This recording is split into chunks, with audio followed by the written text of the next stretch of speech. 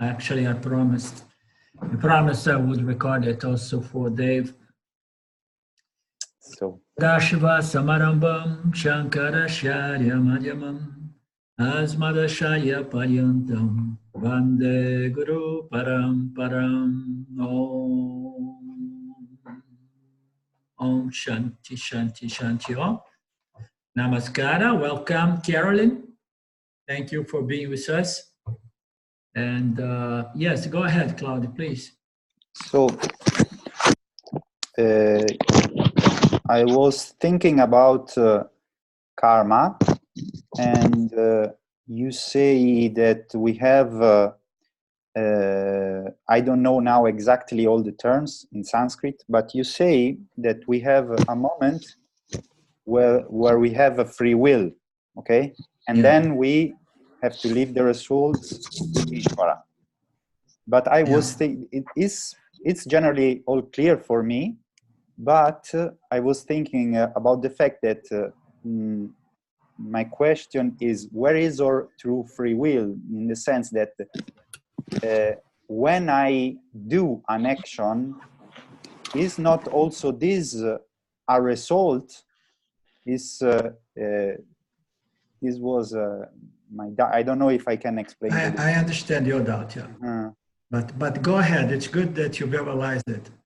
Okay, so no, this when I do an action, so when I do an action, so it manifests in reality. I was asking me if also this action that I do is already a manifestation of Ishvara, already a result in a sense. And so I thought about that maybe it's always the understanding, the knowledge or the understanding that in a sense give start to an action. Maybe this was the answer that I gave. Don't know if it's correct or not. Yeah. Well, I think I understand your question. It's a common question. So the discussion about there is free will or there isn't free will, it's a philosophical discussion that exists for thousands and thousands and thousands of years, not only in the Vedic kind of context, but all over the place. You know, people think, do we really have any choice here? Because we seem to be like biologic programmed computers, you know, or machines. So we are programmed. And then when we look at the whole picture, and we understand that there is this factor called Ishvara as the macrocosmic causal body, the universal body of all vasanas, that they are somehow direct to every individual soul. It all comes from Ishvara. And then we can also, we can see ourselves as like, oh, you know, it's all Ishvara. And from the standpoint of Ishvara, it's correct to say it's all Ishvara. And even from the standpoint of the Jiva, sometimes it's important that the Jiva understand that everything is almost all in the hands of Ishvara, okay?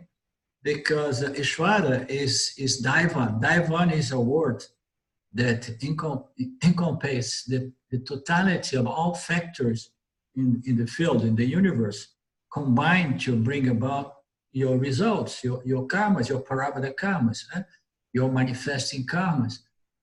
So this totality of all factors combined is called Daivan, and it's also another name for Ishvara. So, but it occurs that the jiva, every time that he has to respond to its parabada karma, he becomes one among all these other factors that are going to contribute to his results, to his parabada karma. So his or her parabada karma is a combination of all the factors in the field, all my past actions, plus the action that I keep I keep bringing to the field on a moment-to-moment base.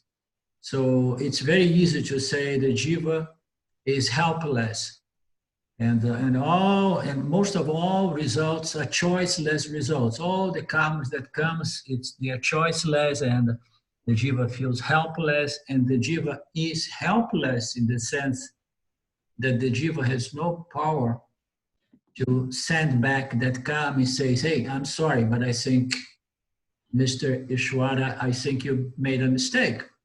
Okay? So we have no opportunity to bring Ishwara to court and say, hey, there is something wrong here. No, I have been behaving very good, and then I'm still getting these bad results.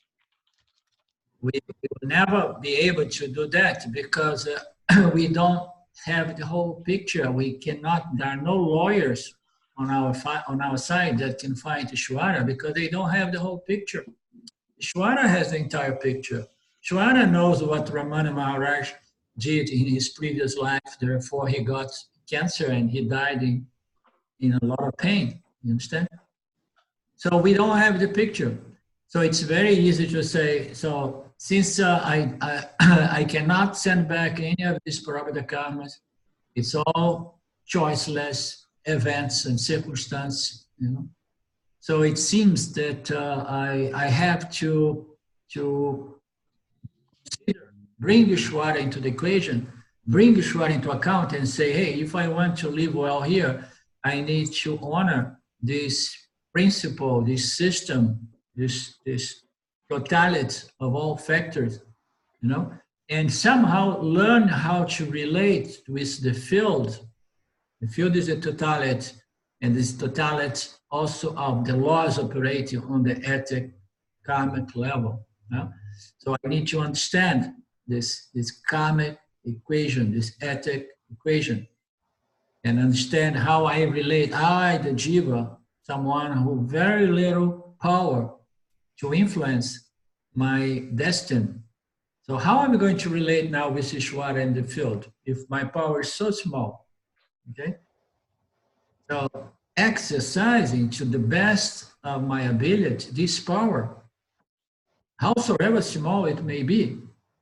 Why I have a power? I have a power because I'm a unique kind of jiva with a power of choice, you know, which allows me to choose whether to do the right thing or to do the thing that I want at any cost.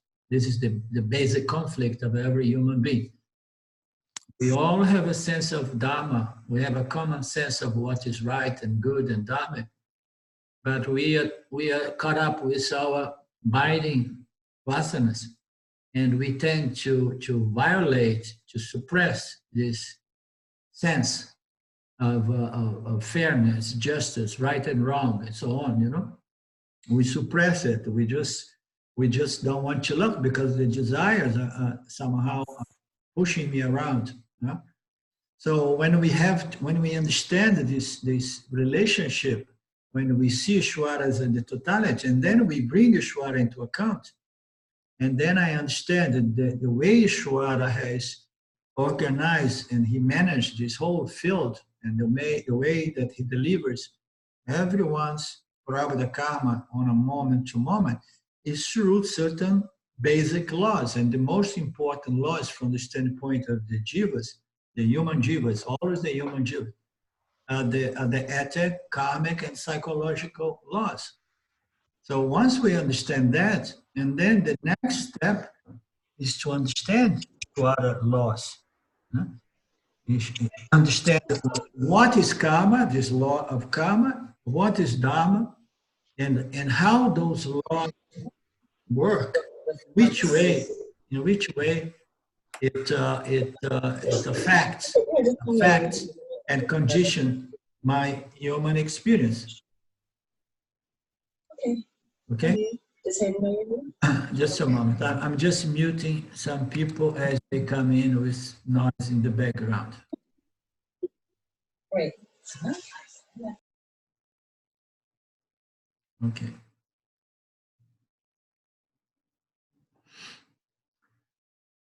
So, having said so, the jiva is almost helpless, because most of what comes to us, we have very little power, you know, in saying no or changing it, you know, on a short-term base. What we call spiritual transformation is a process. It's a gradual process that requires a lot of work and time. It's nothing but connecting my thoughts and actions, connecting my thoughts and actions with the results, getting a proper education in terms of this Vedic science, these Vedic teachings, okay? And by connecting the dots, and then I start correcting my behavior. I correcting my behavior, my thought pattern, my thinking pattern, and my behavior, okay? So I start correcting myself. So as I begin correcting myself, I start acting now in a different manner. I'm no longer violating Dharma right and left as I used to do before, because I understood the consequences are huge. The consequence is such that even if I get rich and popular and famous and so on, still I'm going to suffer. I'm going to suffer because my mind is going to be disturbed. I'm going to be damaging my primary instrument to enjoy life, which is my mental condition, my state of mind. If I keep breaking the system, breaking the laws of the system, my mind is going to be all the time anxious and afflicted, you know, fears of being exposed and being caught and going to jail or being ridiculed or whatever, you know. So the mind is all the time like that, and one cannot be an enjoyer in that sense, you know, in that manner. So as we understand that we have to begin to understand these laws and the price we pay for violating these laws. First, we need to understand Ishvara, bring Ishvara into the account, which is it's a bit challenging for the Western mind, you know, to bring God back into account. Everybody has thrown God long ago, you know, because of the religions and this image, this child's image of God as someone, you know, over the clouds and so on. So, but we present God in a very elegant, sophisticated way that cannot be challenged by any intelligent person, you know. So once you understand God as these laws, you know, this miracle that we call life, which is maintained, it's produced and governed and sustained by pure knowledge, intelligence. Once we understand that, and then we start conforming to this natural cosmic laws, these natural universal laws. We understand that by conforming to these laws, I develop a peaceful mind, which is much more valuable than cash in the bank, cashing that I stole from my clients or whatever in the bank, because the cash that I stole from people is going to create mental agitation, and I'm not going to be able even to sleep well. And then I'm going to get up in the morning feeling really bad, you know, foggy and tamazic or so on. So the moment that I understand these basic principles, you know, and the results, you know, the price I have to pay for violating Dharma, and then I start to conform to these natural laws of Ishvara, and I start developing a peaceful mind, a calm mind, and that's where we become a Karma Yogi. Karma Yogi has everything going to him or herself, because he's acting with a different attitude, understood the good behind all goods, the value behind all values. We're talking about in relative terms. In relative terms, the value of all values is peace of mind. Okay, it's a clear mind, it's a sattvic mind, a calm mind, a tranquil mind. Okay? So once you understood that, and then you work for that, and then you no longer act, connect or totally caught up with the results of the actions, because by then you understood that the actions, they are under the control of all the factors that what we have referred as Daiva. Ishvara is the totality of all factors. So we do that, but at the same time, I'm not only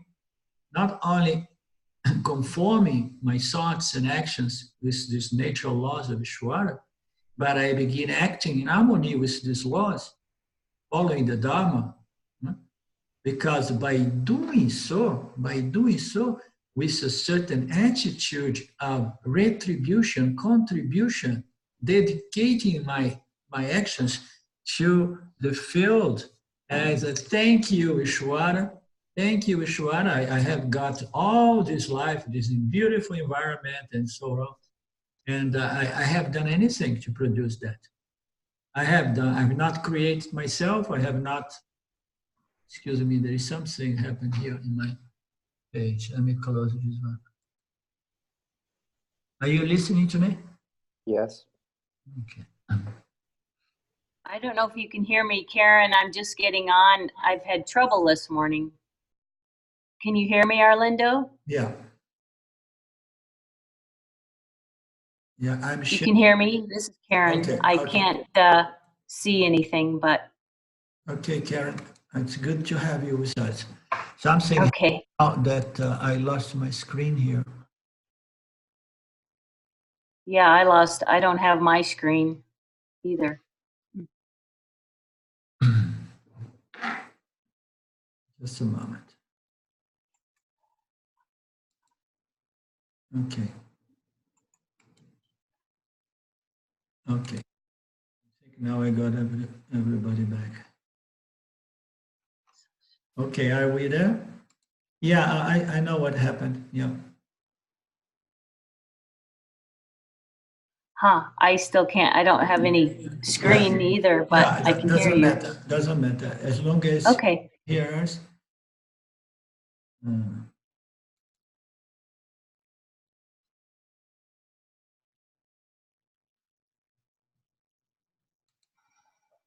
Okay.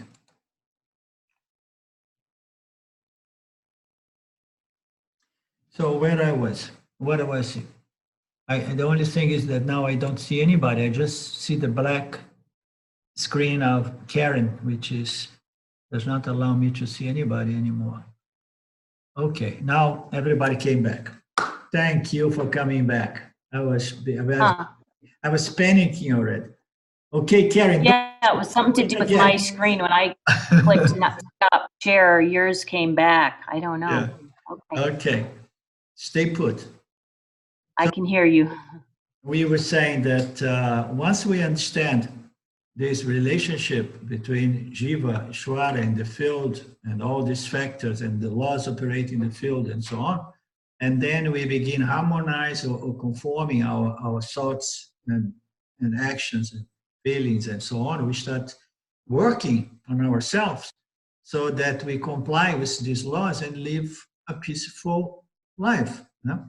So as we grow in this process of refinement, of purification of the mind, we'll feel happier and happier and happier, and we grow this other aspect which is inherent to Karma Yoga, which is the spiritual religious aspect of Karma Yoga.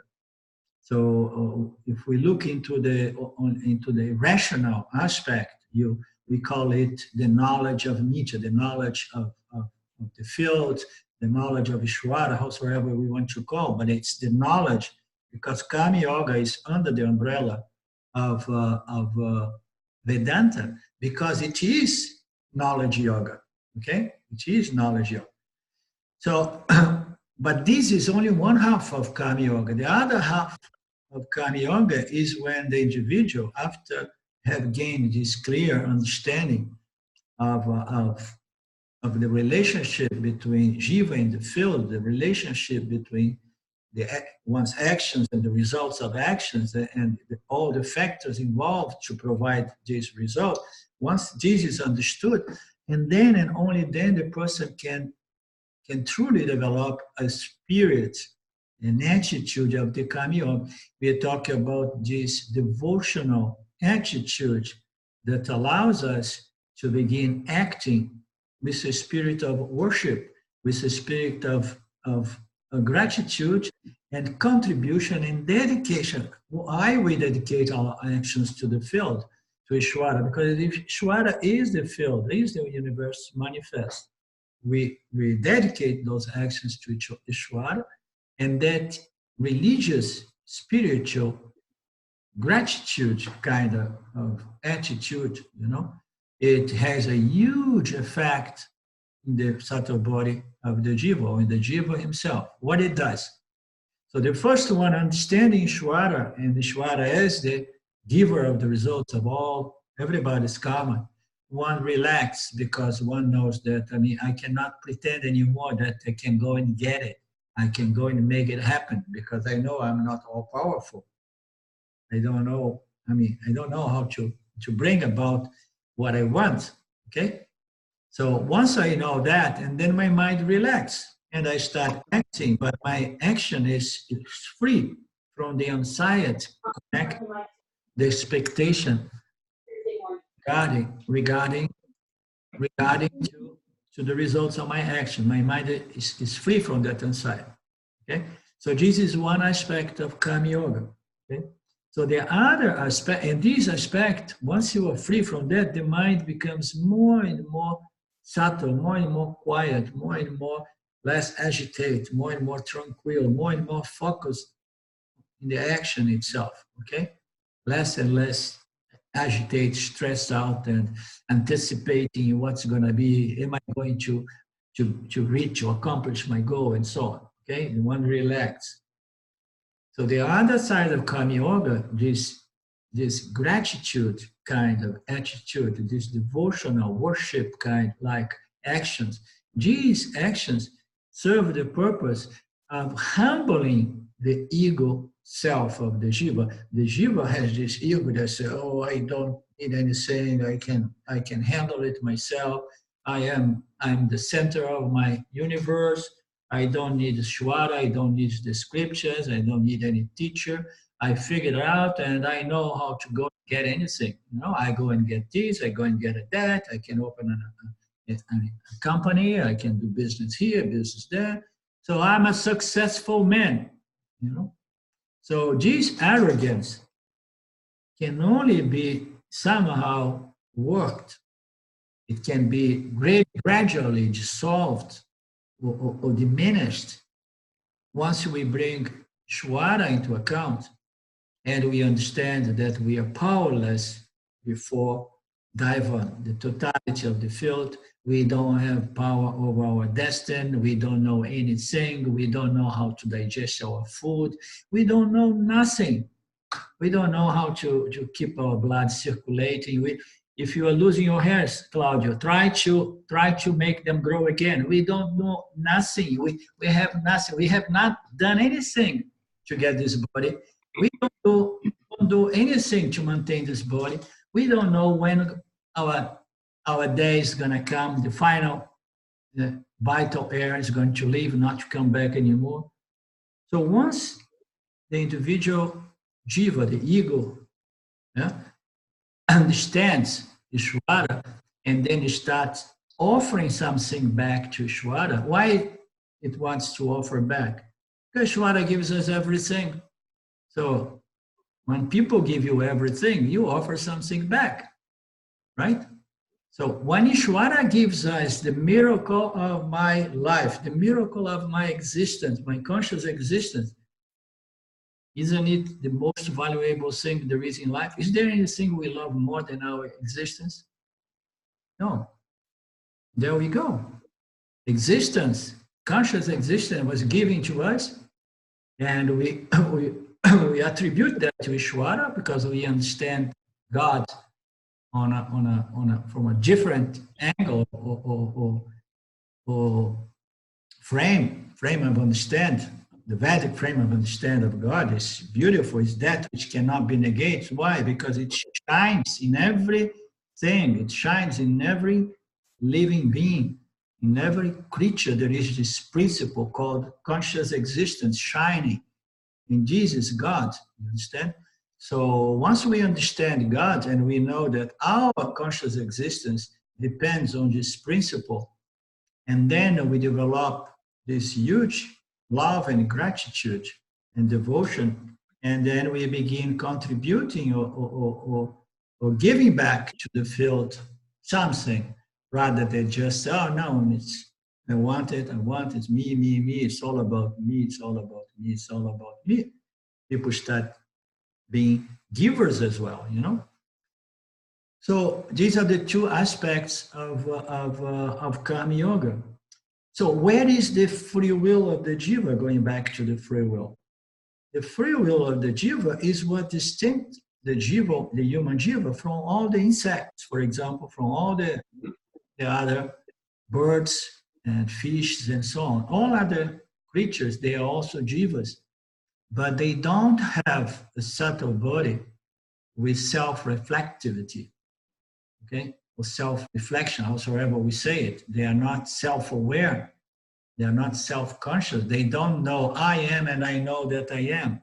I experience and I know that I experience. They don't have that intelligence that allows them to connect the dots, determine, decide, discriminate, discern, and begin choosing certain actions rather than its other option, the other options, okay? So we are the only creatures that can choose intelligently, and that's called our free will. And our free will is instrumental in building a brighter future for all of us. You understand?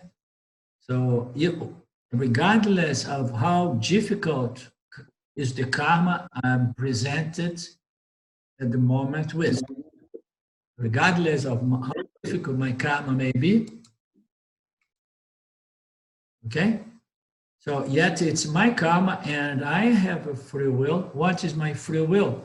It's the will to choose differently so that I don't repeat my past eternally.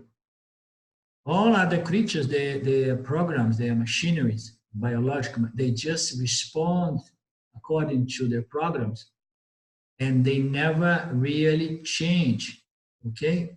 What bees or ants or any other insect used to do thousands of years back is exactly what they do nowadays. They don't grow in intelligence so that they start developing technology so that they can survive better the winter. No.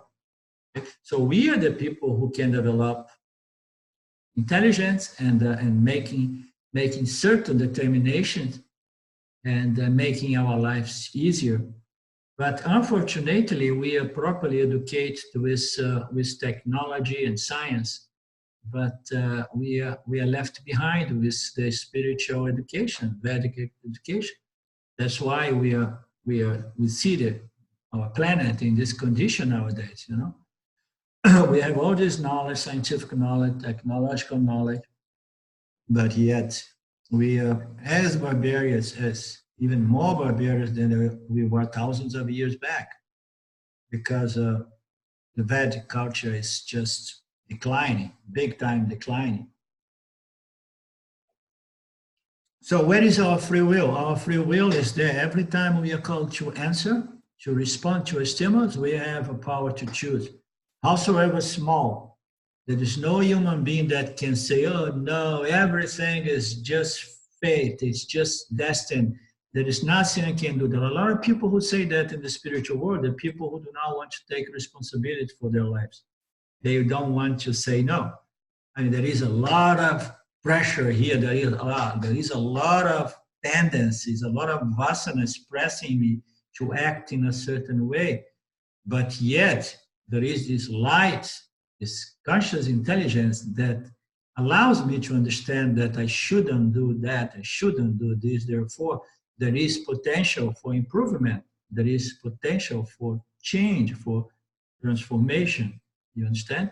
There is no human being that that is denied this potential, regardless of one's life condition. You know, even the people there in Brazil living on the slums, you know, with people shooting all the time, the drug dealers and the traffic dealers and so on. And even people there, they still have a small possibility, but still always there to change things around in spite of social injustice or karmic conditions or whatever, people can always begin, transform, growing, evolving, spiritual, personal, involved development, growth is always possible, whatsoever condition we may find ourselves.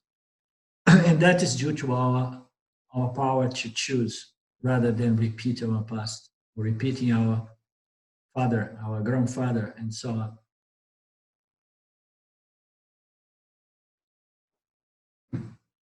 Does it make sense, Claudio? Yes, of course. Does it answer your question? Yes. Yeah. Anything else?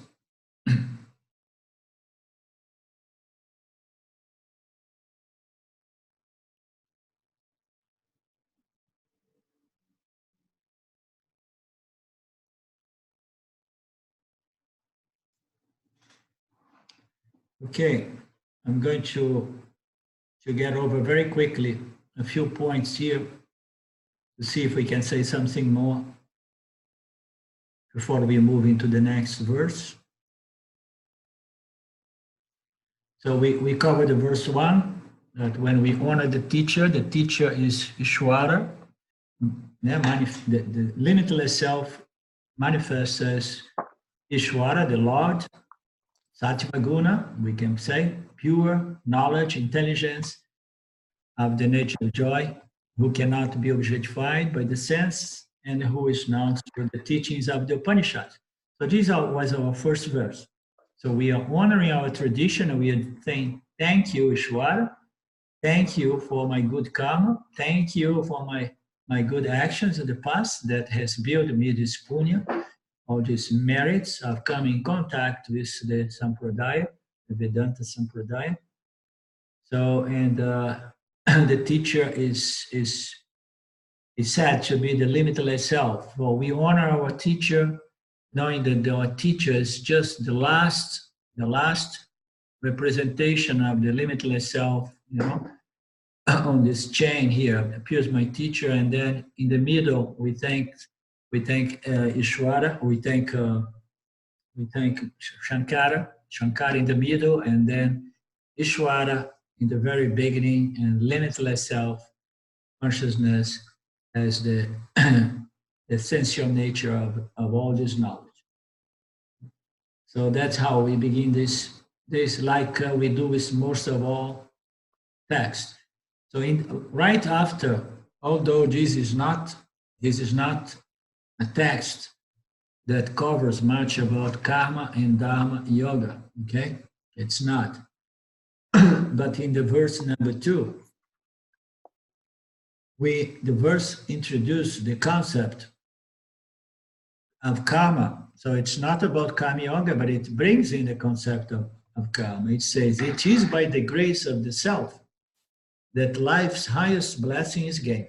So it says that it is by the grace of the self that I got the blessing, life's highest blessing, which is a human body, okay? A human body, a desire, a spiritual vasana that brings about a desire for liberation. And not only that, as if that wasn't enough, and a relationship with a teacher. So now I have everything going for myself, and I should be really joyful. Huh? And it says that this did not come from the sky. It did not fall from the trees. It is by the grace of Ishwara, it's the grace of the self that I got these 3 blessings, okay? So a human body, a spiritual vasana, association with the scriptures, and a relationship with a teacher.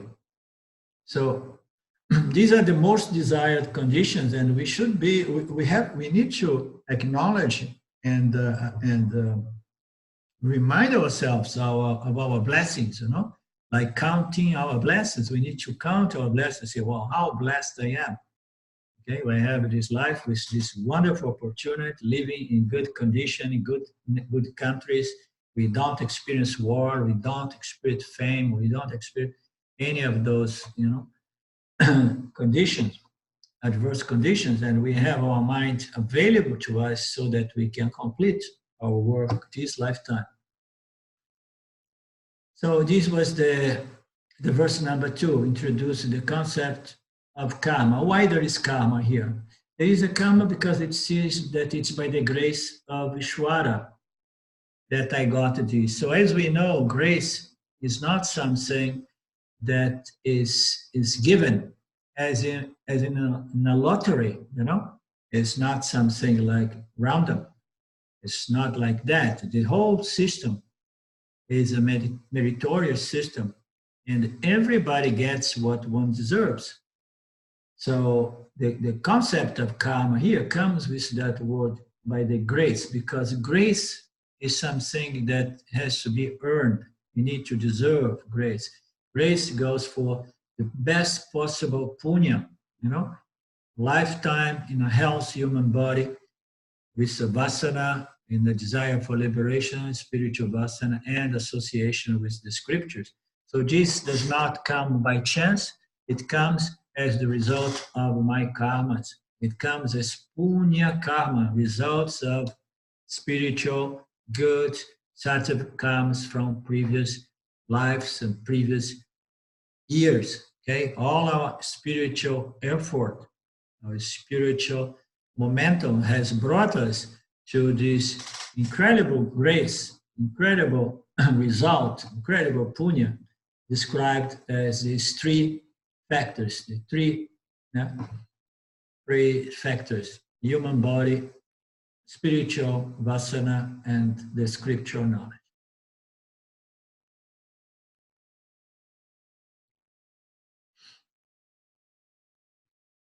So the verse number 3 was a verse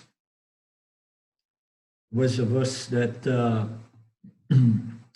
that says, a person endowed with the proper qualities and an understanding of the Vedas, who holds on to the unreal and does not strive for freedom, indeed commits a spiritual suicide. So this is a strong verse that suggests that we have free will, to go back to your point, Claudio. Okay, we have the free will, and the free will is what allows us to go from bad karma into better karma and better karma and better karma, meaning to say I can build more and more merits, I can build more and more punya, I can act in certain way, and I can afford spiritually. I can have so much effort invest into my life that I can grow, I can evolve. Okay, so I can grow to the extent that I become a more and more spiritually elevated soul, mind. So I'm growing, I'm evolving, I'm refining, I'm purifying my mind. Okay, so this is one way to go. And we can go up depending on the exercise of our free will, as we have determined before. We need to really be attentive and organize our lives, and then begin interact with the field in a certain manner, so that I produce, my life is a source of, or platform conducive to spiritual elevation, spiritual growth. So are we following?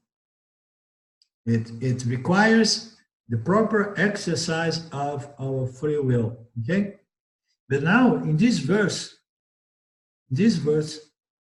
Shankara presents the free will, but from a different angle. It says a person endowed with all these proper qualities. So the person is qualified, the person is blessed with those 3 factors. He has a spiritual vasana, a good body, a health mind, has a teacher associated with the scriptures, has everything. It's enjoying this punya karma, but still the exercise of free will, it continues. And in this verse, Shankara points out the fact that even a person enjoying such a beautiful spiritual punya karma still has the free will to choose to go back to samsara, to say, okay, that's enough for me. I'm done here. Okay, I have grown, I have been enjoying purity of mind, but you know what? Oh, I'm so much missing my sensual pleasures and my this and my that. Okay, and I want to go back to the world. I want to go back to samsara. Since how long I don't get drunk? I want to get drunk. I want this, I want that, you know. So that's what this verse brings about. The person with all these qualities properly developed and with a certain understanding of these Vedic teachings, it still holds on into the real and does not strive, does not take advantage of this karmic momentum, you know, but does not really continue forting and pushing and growing, do not strive for freedom, indeed commits spiritual suicide. This is a way to present the fact that our free will is all the time being exercised, but most of the people, most of the time, does not exercise our free will intelligently. We exercise it in a way that it brings us down spiritually, rather than exercise it in a way that elevates us spiritually. Can you understand how simple it is to look at it? Every time we have free will, even when we say like, oh no, it's an old habit, I'm so helpless about this habit, it's an addiction, I have no power, I cannot stop doing that, like the Yodhana says, you know. I know what's right, I know what's good, I know what's fair, I know what's dharma, but there is this voice in my mind that keeps telling me, no, do otherwise, do the opposite, do the wrong, do the bad. Yeah?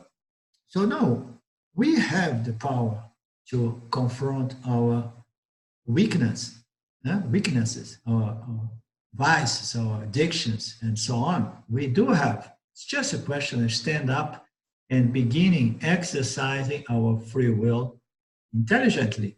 But how can we exercise this free will intelligently without knowledge? Huh? So you see, it's everything. This is the question for me. No, I understand this. I see this, that you cannot. You need understanding. You need knowledge before. Only with that mean you can have choice. Otherwise, you will repeat the same actions. Yeah.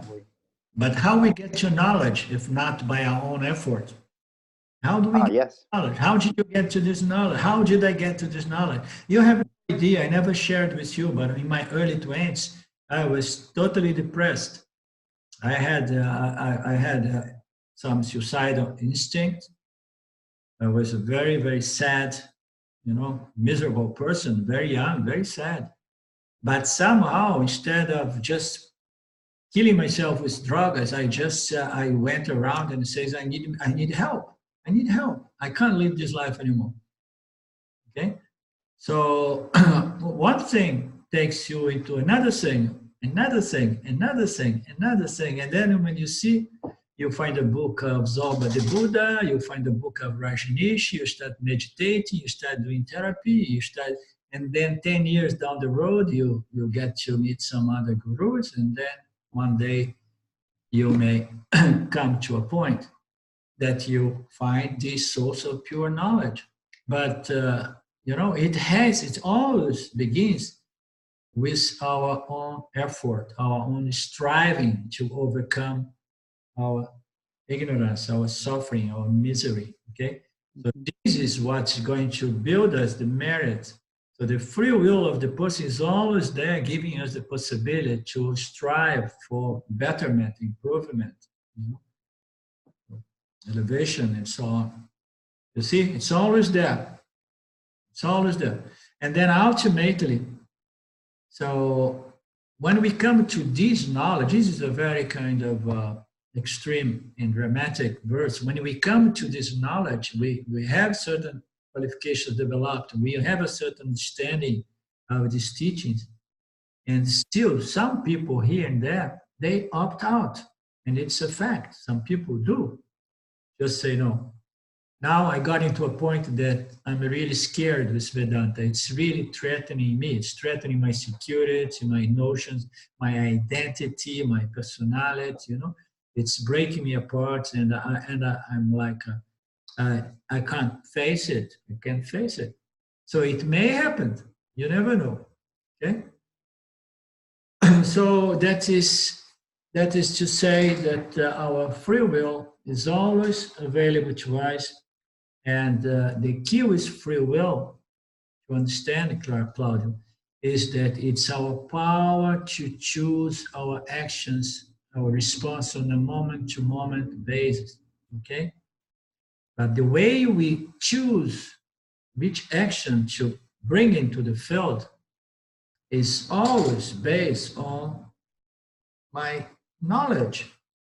Okay, so I do the best I can according to what my knowledge is. If my knowledge is not really good knowledge, if my knowledge is a blend of a lot of confusing, vague, approximate notions and misleading ideas and concepts, if my knowledge is not really proper, good knowledge, let alone pure knowledge, so my exercise of free will is going to be compromised. But yet I'm there with my intelligence, and I have the ability to connect again the dots between what I thought, the way I act, the results, and so on. And that's how we grow. You understand? And then we keep building a better and developing a better exercise of free will as we become more and more intelligent. Okay? So the moment that we come in contact with the scriptures on self-knowledge and the scriptures on karma and dharma, the scriptures of Vedanta, karma, dharma, and moksha. Okay? And then we are in contact with what we call the source of pure knowledge. It's pure knowledge because it's knowledge which was revealed directly by consciousness, by Ishvara. Okay? So once we are in contact with this knowledge, and then our second stage, which can be a little bit challenge still, you know, is to open my mind, expose my mind with a very open and flexible kind of mental attitude, okay? So that I can receive this knowledge without rejecting everything that is not conforming to my spiritual program. So if I start filtering everything that's not in harmony with my own spiritual conditioning, okay, and then I'm just going to be reinforcing my old notions. And then I'm going to reject everything from the scriptures of Vedanta, which are not conforming to my notion. And I'm going to just reinforce my own conditioning, okay? So when we come to this knowledge, our second challenge is that of development of what we call Shraddha. Development of Shraddha is something that cannot be done overnight. We only trust things to the degree that we testify to its value. We appreciate things to the degree that we experience and we see, no, this is great value, it works. Okay? So this faith, this Shraddha in the scriptures, it grows only to the degree that we listen to, we study, we expose, we submit our minds to this knowledge, you know? With a certain frequency and systematically and dedicatedly, and then we start understanding the value, we start developing a value, and then with the value grows, our Shraddha grows. When our Shraddha begins growing, and then it becomes very, very easy. I'm saying that because these are the stages a little bit more challenging, because we tend to keep, no, this I don't want from Vedanta, this I don't want. I'm with a friend in Brazil, a guy who has been working with us in our group. He has been working with me for 2 years, helping me to translate a lot of Vedanta books. Okay. And then lately, I hate to see what people post in the Facebook because I don't know. I don't want to know what they say, what they value, and what they believe, and so on. But my wife sometimes shows me, and she knows that I work a lot with this person. She shows something to me. I say, "Oh, look at this guy. He's posting, and he's really hot, and he's really exalting this thing." And I think there is a lot of nonsense there. And then oh my God, now I have to look into what people think and say. I look into that, and I was like, oh my God, I mean, more than 2 years, and the guy is still there, rejecting everything that Vedanta says that is not in conformity with its notions, and his notions are infantile, not to say more, something worse, very infantile. Because they say, oh, I have my guide that takes me here and there, and it took me to Vedanta. Now I'm going to take it here. Now I want to explore this, and I want to go back to the idea of samadhi. All over the place. When I see what people do with their mind and their approach, I see people they don't have yet this clear understanding and value and shraddha and trust in the Vedanta. Because they are confused. So and then I made a mistake. I went on his page when he posted that. I start to commenting things, but very nice to try to help him. And he took it well, but not as well, because it came a point that they say, yes, he calls me professor. In Brazil, they call me professor, like teacher. Yes, professor, you are right. Lately, my guide, my guide who brought me to Vedanta is taking me somewhere else. I want to explore other sources of knowledge, other schools of knowledge and so on. And then we are clear. I say, okay, so now I understood. That I know we are losing this guy, but we are losing everybody because everybody has one foot in Vedanta and several other foots somewhere else. You understand? So it's not a question that we are here to save anybody. We are here just to offer this knowledge to the benefit of those rare few individuals. And if it does not, fructify in terms of a full value now, it may be in the future. But going back to this other stage is like once we have the clarity of mind and we understand the value of the scriptural knowledge, Vedantic scriptural knowledge, once we understand the difference between experience and knowledge and the value of knowledge, understand? And then it's easy because we no longer remain there rejecting everything we don't like about Vedanta, but we begin rejecting my notions that are no longer, that I can see that are not in conformity with the scriptural knowledge, Shwada's knowledge. And then it's a piece of cake. It's a easy sailing when you have a trust. I know it from first-hand experience because when I began this relationship with Ramji, I used to write him back and forth many times. And a lot of the times, whatsoever he would say would not click right from the beginning. But I would say, okay, so if I'm not understanding what he says, I'm not going to say that his answer is wrong. I just say that I can't understand it yet. Let me sit on it. Let me contemplate on it. I'm not going to discard it. I'm not going to reject it, Because we're talking about someone who's doing this work for 45 years, now more than 50. Someone who has a lot of spiritual knowledge and so on. So I'm not going to just say, no, I don't agree because I know better. When we regret something, implied meaning is say, no, thank you, I know better. You understand? So then we stop doing that. And then we begin exercise very, very kind of high sort of free will. Okay? The will of conforming my thoughts and actions to the scriptural knowledge. This is the ultimate free will, the ultimate exercise of intelligent, wise free will. Because as we have determined, the free will can be a free will wise or unwise, but we always have the freedom for the good and for the bad. But once we develop Shraddha and we stay with it and we understand the value of it, and then we are good to go. Okay?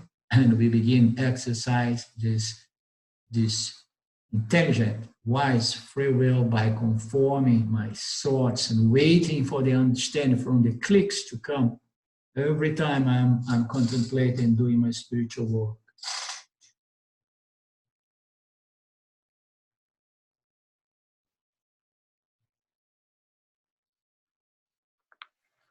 So, hello, Carol. Carol, you have something to say?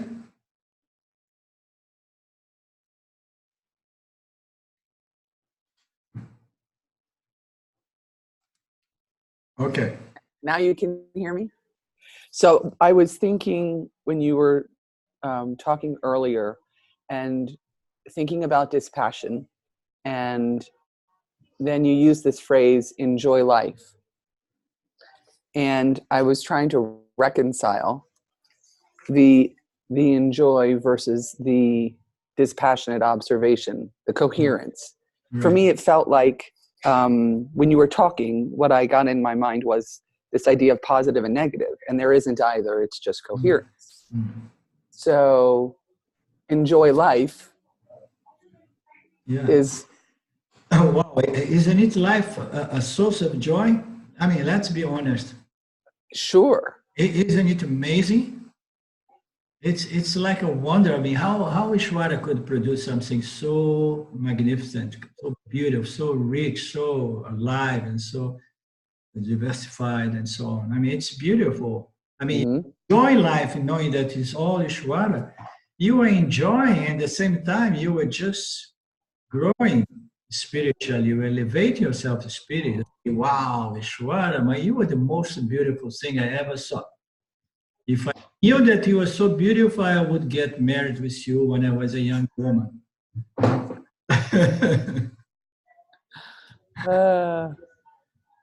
So we have to enjoy life. It's beautiful. It's beautiful because it's all this miracle, this beautiful, as consciousness shining, you know, as reaching living creatures and inert objects. It's just a wonder. It's so beautiful. Okay, but we don't enjoy sense pleasures the same way some sadhus do, as a me to somehow, you know, cover up a little bit my misery, my sense of dissatisfaction and incompletion and smallness and bitterness. So it's the discernment of the source of joy. Yeah, you know the source of joy. We know that the source of joy is pretty much related to my state of mind. Because we know that when the mind is disturbed, we cannot enjoy anything. Okay? We cannot enjoy any good thing. And the mind is disturbed. The mind is the primary instrument. And moreover, if we see that everything is Ishvara and Ishvara is magically beautiful, from that angle, from that attitude, we're going to be enjoying life. Receiving life, howsoever it comes, what situation, circumstance, all the time as a gift, as prasada, okay?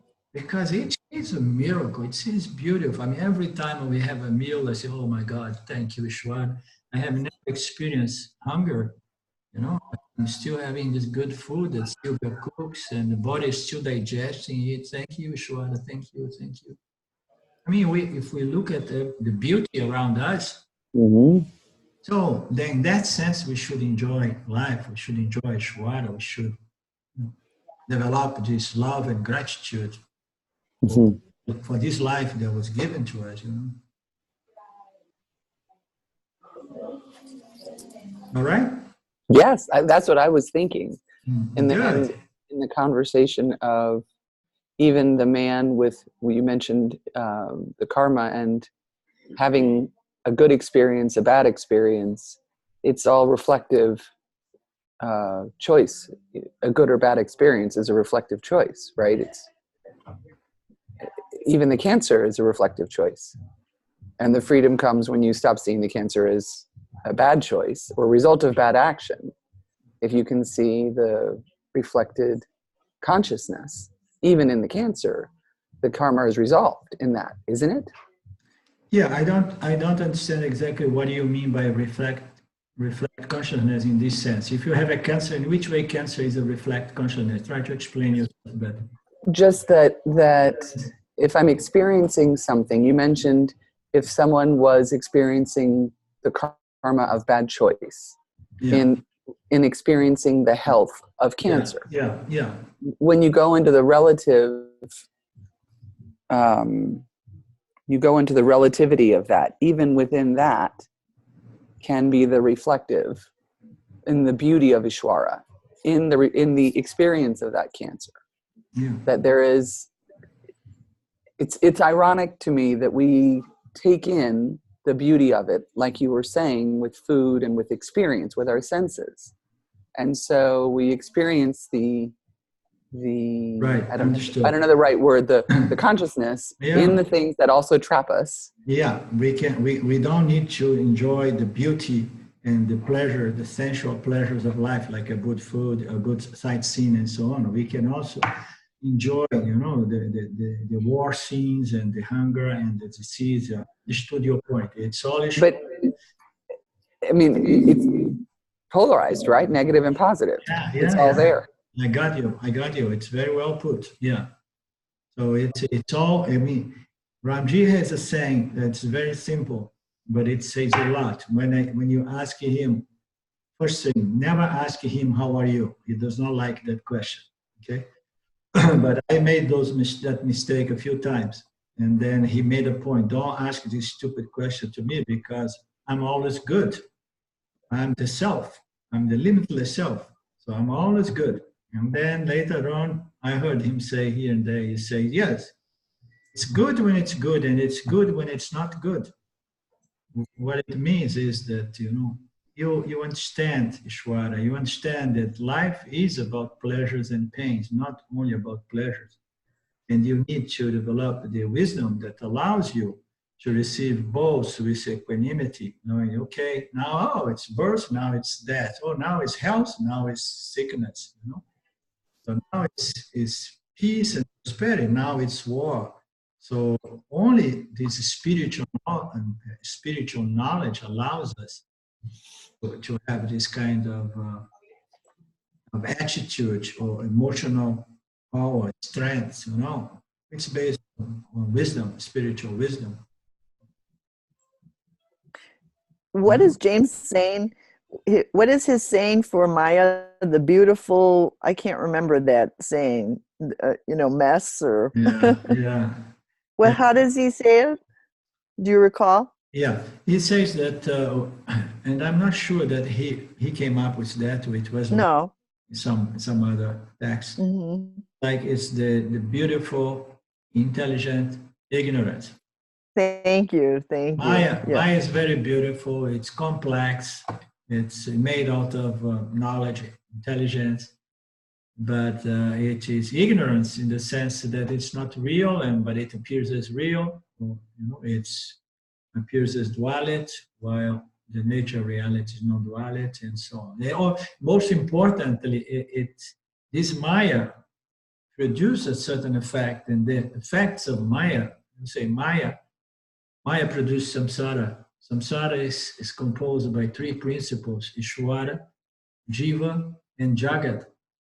Jiva are the living beings, especially the human jivas, and the ones that can experience Ishwara's creation and can become the enjoyer or the sufferer. Okay, it's only the jiva, us. You see how important we are in this creation. So the jiva is the one that can either enjoy or suffer one's experience.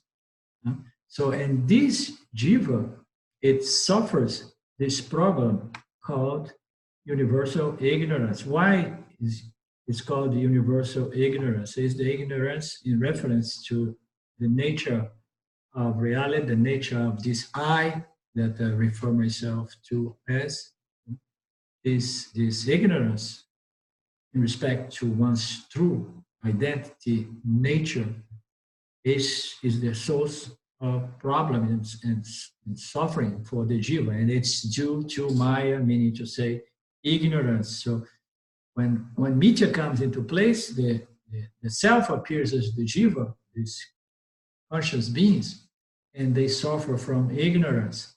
So how the self could appear as a jiva and suffer from amnesia and forget its true nature? We blame Maya for that. We say Maya, this power that is so intelligent and it's so beautiful because it makes this so colorful and wonderful. But yet, it's made out of pure ignorance. Why we say that it's ignorance, and on the other hand, we say it's knowledge. It's knowledge from the standpoint that this ignorance is sustained by pure knowledge, pure intelligence. The whole system is sustained by this order, designed by precise laws and rules, and so beautiful. But it is ignorance. It is ignorance because the whole universe is sustained by this fundamental ignorance, which is the ignorance of the true nature of reality. This ignorance, this universal ignorance in reference to the true nature of reality, is what keeps bringing back again the universe. You understand? It's the very fabric of the universe. And it can be easier, more easily, and less philosophical understood if we read Rajas and Tamas. You understand? Rajas and Tamas. Rajas and Tamas, these two energies that are intertwined in the whole universe, as the basic energies that compose the building blocks of the universe. These Rajas and Tamas, this power that projects and conceals, is what sustains this ignorance. And then the jiva has the mind, has the subtle body and the mind under the influence of too much Rajas and too much Tamas. And as a result, we don't understand what's going on. And that's when Ishvara, although Ishvara is a byproduct of Maya, the Ishvara being intelligent, it reveals the scriptures to us.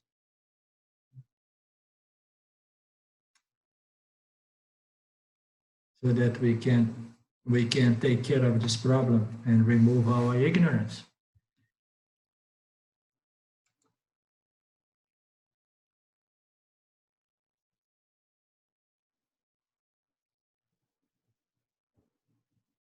Okay. I see the chats here.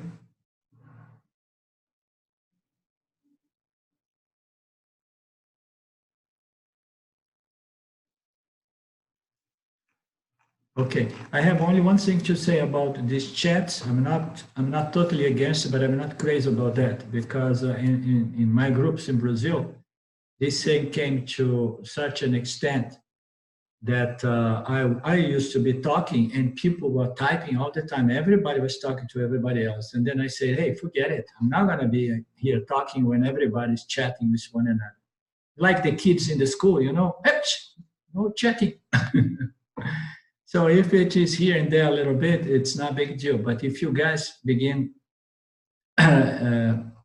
start being too distracted by chatting, I would rather prefer that you just verbalize it so that we participate together. So anything else, or we'll be good to go? Huh? Good to go. Okay. I'm good to go too.